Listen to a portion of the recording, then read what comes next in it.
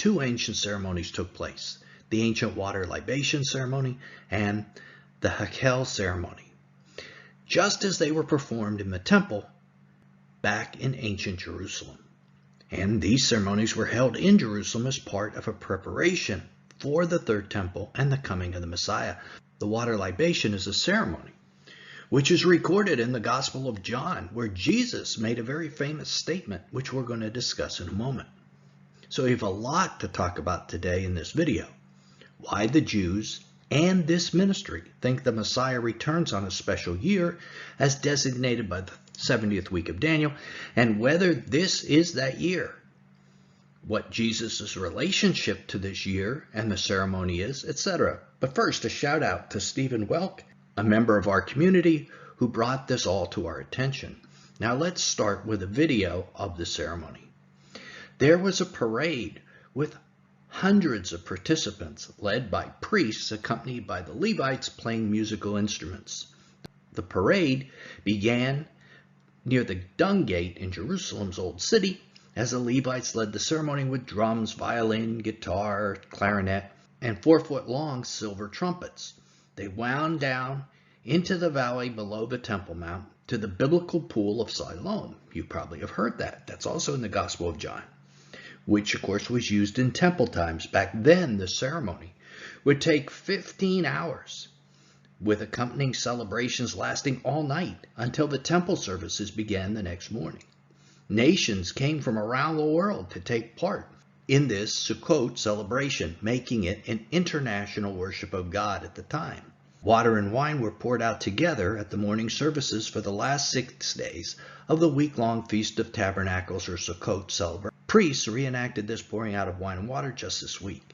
Now the ceremony you're watching is pointing to the coming third temple, to get those in Israel excited about rebuilding that temple. Someday this ceremony will take place there. As we said, the ceremony takes place during the Feast of Tabernacles or Sukkot. And although the water libation ceremony is part of the Jews' oral tradition passed down from Moses, it's not actually found in the Old Testament. However, Jesus participated in it, and it is likely found in the Gospel of John. As I read it, remember, the festival spoken of is the Feast of Tabernacles, and it's almost assuredly during the water libation ceremony that this takes place. On the last and greatest day of the festival, Jesus stood and said in a loud voice, "Let anyone who is thirsty come to me and drink. Whoever believes in me, as Scriptures has said, rivers of living water will flow from within them." And by this, he meant the Spirit, whom those who believed him were later to receive. Up to that time, the Spirit had not been given, since Jesus had not yet been glorified. On hearing his words, some of the people said, "Surely this man is the prophet." Others said, "He is the Messiah." John 7:37-41. So you can imagine this joyous festival with musical instruments and all the priests pouring out water on the altar. And then Jesus shouts out from the crowd that rivers of living water will flow out of those who believe in him. Notice, the people hearing Jesus say this immediately connect this statement with Jesus being the Messiah. The next day, the religious leaders brought the woman caught in the act of adultery to Jesus to try to trick him, where he famously said, "Let him who is without sin cast the first stone." And later that same day, he healed the man born blind. All of this was happening during the Feast of Tabernacles and on the 8th day, the day after the feast. On this 8th day, Jesus spit on the ground, made mud, put it on the blind man's eyes, and told him to wash. Wait for it. In the pool of Siloam, yes. Another connection to the feasts and the water libation ceremony. The pool of Siloam has a connection to the third temple as well. The pool of Siloam was the starting point for pilgrims who made the annual pilgrimage to Jerusalem for the biblical feasts. They would use the pool to wash and ritually purify themselves before ascending by foot to the Temple Mount to bring their sacrificial offerings. The third temple is rebuilt. This is going to happen again. The pool is located outside the walls of the old city of Jerusalem to the southeast. The pool is fed by the Gihon Spring through the Siloam Tunnel, which is now known as Hezekiah's Tunnel, sometimes referred to in the Bible as the Lower Pool. The pool was built during the reign of Hezekiah, as we said, and was only discovered in 2004 excavations. So, when Jesus told the man born blind to wash in the pool, it was as a prelude of him going up to the temple.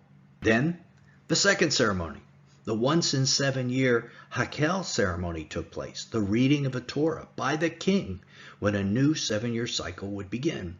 This command is found in Deuteronomy 31, and it involves assembling all men, women, and children in Israel of both Jewish and non-Jewish descent to hear the reading of the Torah.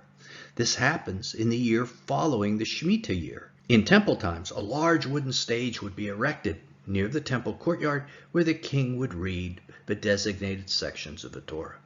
This is the special year that Jews believe will someday mark the arrival of the Messiah, the year after the Shemitah year. The Babylonian Talmud, in the Tractate of Sanhedrin 97a, quotes a verse from Amos 9:11. Quote, "As it is written in that day, I will raise up the tabernacle of David that is fallen. Our rabbis taught that in this 7-year cycle, at the end of which the son of David will come in the first year, this verse will be fulfilled." Jews believe that on Rosh Hashanah, 2 weeks ago, the Shemitah or sabbatical year ended. Now, in this previous video, this ministry discussed why we believe that the Shemitah is this year, not last year, and that next year is the year after a Shemitah. There's a link to that video down in the description. I highly recommend you watch it. But why did Jews believe the year after the Shemitah, the first year of any new 7-year cycle, would be a year that the Messiah has to return? Well, it has to do with Daniel's prophecy of the 70 weeks. These, quote, weeks are 7-year cycles of years. There has been debate about whether these years were to start on the first month or the 7th month. You would think the first month. But based on what you see Jews doing today, it should be obvious they start with the civil year, which starts on the 7th month or the month of Tishri. That's what they're doing right now, after all. And the Book of Jubilees, from back before the 1st century, confirms that this is what they did back in ancient times and the times of Jesus as well. Now, other than the Talmud, how do we know Jews were expecting the Messiah at the beginning of a cycle, after the end of a 7-year cycle?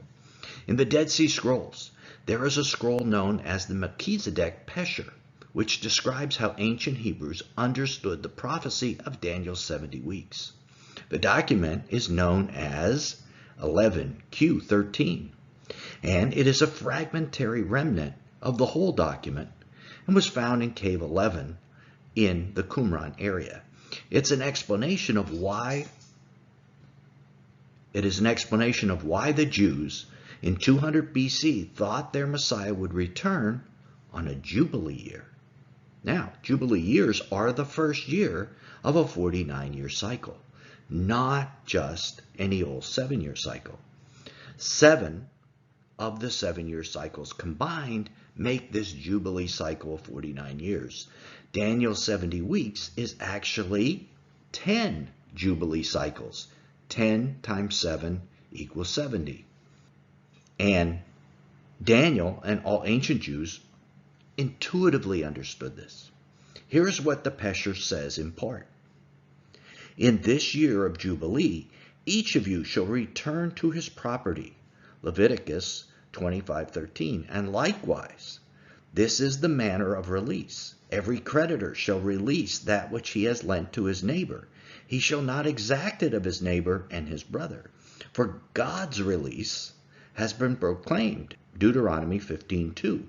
"And it will be proclaimed at the end of days concerning the captives, as he said to proclaim liberty to the captives." And that comes from Isaiah 61:1. In essence, the 70 weeks are 10 Jubilee cycles. The year after the 70 weeks, then, is a Jubilee. It's going to start a new cycle, an 11th Jubilee cycle. Thus, we should understand as well that Jesus is coming back on a Jubilee after the 70th week of Daniel. The Pesher continues, and the Day of Atonement is the end of the 10th Jubilee. There it is, right there, when all the sons of light and the men of the lot of Melchizedek will be atoned for, and a statute concerns them to provide them with rewards.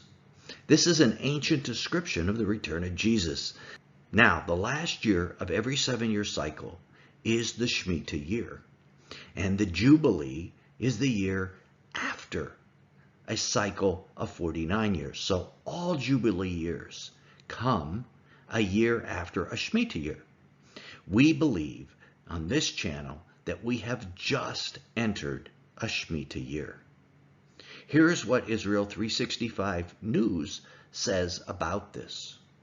It is not surprising that every year following the Shemitah year has been significant in our possession of the land of Israel. For instance, it was a Shemitah year in 1966, and the following year, during the Six-Day War, we recaptured Jerusalem and Gush Etzion.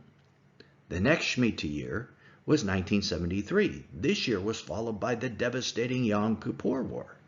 Following the Shemitah year in 1980, we relinquished Sinai to Egypt after 2 cycles of Shemitah in 1990.